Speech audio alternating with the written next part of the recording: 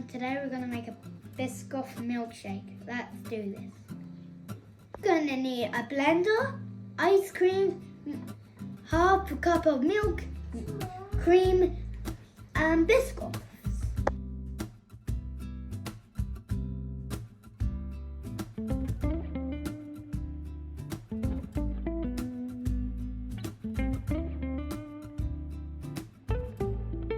The last step we're gonna put in is the biscuits in the blender.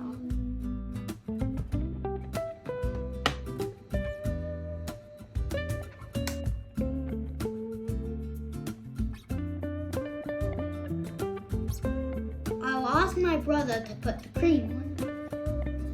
I'm going to put the broken biscuits on. And finally, we're going to place the biscuit on top.